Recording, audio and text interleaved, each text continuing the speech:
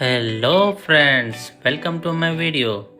Champions ట్రోఫీలో భాగంగా Dubai వేదికగా జరిగిన ఇండియా పాకిస్తాన్ గ్రేటెస్ట్ రైవల్రీ మ్యాచ్లో టీమిండియా ఒక డామినేటింగ్ విక్టరీనే కొట్టింది. మన చేజ్ మాస్టర్ విరాట్ కోహ్లీ ఒక అసాధారణమైన ఆటతో ఎనర్జెటిక్ సెంచరీ చేసి ఛాంపియన్స్ ట్రోఫీ 2017 ఫైనల్లో పాకిస్తాన్ చేతిలో ఇండియా ఓటమికి ఒక ప్రతీకారమే తీర్చుకున్నాడు. ఓవరాల్గా పాకిస్తాన్కి చావు దెబ్బ కొట్టి ఈ ఛాంపియన్స్ ట్రోఫీ టోర్నమెంట్ నుంచి వాళ్ళకి అవుట్ అయ్యేలా చేశారు. పాకిస్తాన్ ఏ టైంలో కూడా ఏ ఒక్క డిపార్ట్మెంట్లో బౌలింగ్ అండ్ బ్యాటింగ్ దేనిలో కూడా టీమిండియాకు ఒక మంచి పోటీ ఇవ్వలేకపోయారు. తర్వాత టాస్ గెలిచి మొదట బ్యాటింగ్ ఎంచుకున్న పాకిస్తాన్ ఈ స్లో పిచ్పై బ్యాటింగ్ చేయలేక చాలా ఇబ్బంది పడ్డారు. హార్దిక్ పాండ్యా బౌలింగ్లో బాబర్ వెనుదిరిగాడు. తరువాత అక్షర్ పటేల్ ఇమాముల్ హక్ను రాకెట్ హ్యాండ్తో అద్భుతమైన రన్అట్ చేసి పాకిస్తాన్కి తీవ్ర ఒత్తిడిలో పెట్టారు.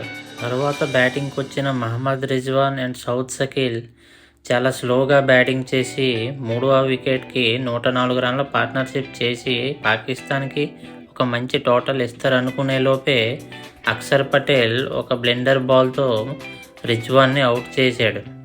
పాకిస్తాన్ని ఇంకా ఒత్తిడిలో పెట్టడం వల్ల సౌద్ షకీల్ కూడా ఏమీ చేయలేక హార్దిక్ పాండ్యా బౌలింగ్లో 62 పరుగుల వద్ద వెనుదిరిగాడు.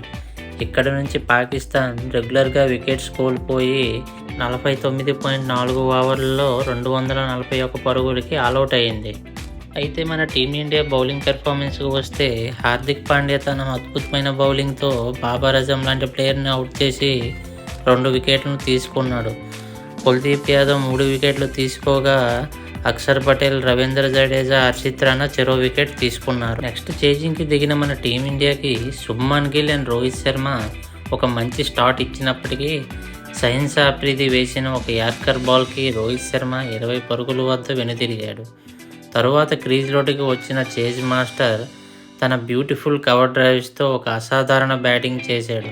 నెక్స్ట్ శుభ్మన్ గిల్ కూడా తన బెస్ట్ ఫామ్ని కొనసాగిస్తూ మంచి షాట్స్ ఆడి 46 పరుగుల వద్ద అబ్రార్ వేసిన ఒక గూగులీకి దొరికిపోయి వెనుదిరిగాడు. తరువాత క్రీజ్లోకి వచ్చిన శ్రేయస్ అయ్యర్ విరాట్ కోహ్లీతో కలిసి పాకిస్తాన్కి ఎక్కడా ఛాన్స్ ఇవ్వకుండా ఇన్నింగ్స్ని ముందుకు తీసుకెళ్లారు. వీళ్ళిద్దరూ నెక్స్ట్ వికెట్కి ఏకంగా 128 బంతుల్లో 114 రన్ల పార్ట్నర్షిప్ని చేశారు. వీళ్ళిద్దరూ పాకిస్తాన్కి కంబ్యాక్ చేయడానికి ఎక్కడ కూడా ఒక అవకాశం కూడా ఇవ్వలేదు. మ్యాచ్ మొత్తం వన్ సైడెడ్ మ్యాచ్గా జరిగింది. ఈలోగా శ్రేయస్ అయ్యర్ తన మునుపటి ఫామ్ని కొనసాగిస్తూ 67 బంతుల్లో 56 పరుగులు చేసి ఉస్దిల్ షా బౌలింగ్లో క్యాచ్ అవుట్ అయ్యాడు. మ్యాచ్ మొత్తం వన్ సైడెడ్ మ్యాచ్గా జరిగినప్పటికీ లాస్ట్ వరకు ఇది ఒక థ్రిల్లింగ్గానే జరిగింది. ఎందుకంటే విరాట్ కోహ్లీ 80sలో ఉన్నప్పుడు అసలు సెంచరీ చేస్తాడా చేయడా అనేది ప్రేక్షకుల్లో ఎక్కువ ఉత్కంఠను రేపింది. ఇలాంటి ఉత్కంఠమైన సిచ్యువేషన్లో చేజ్ మాస్టర్ విరాట్ కోహ్లీ తన 51వ సెంచరీని నమోదు చేసుకున్నాడు. తరువాత ఓడిఐస్లో కూడా 14,000 పరుగుల మైలురాయిని దాటేశాడు. మన టీమిండియా ఇటు బౌలింగ్ అండ్ బ్యాటింగ్తో పాకిస్తాన్ను చావు దెబ్బ కొట్టి ఈ మ్యాచ్లో ఒక అద్భుతమైన విజయాన్ని నమోదు చేసుకుంది. That's it guys, this is my video. నా ఎక్స్ప్లెనేషన్ మీకు నచ్చినట్టయితే ఈ వీడియోని లైక్ చేసి మన ఛానల్ని సబ్స్క్రైబ్ చేయండి. Thank you. జై హింద్, జై భారత్.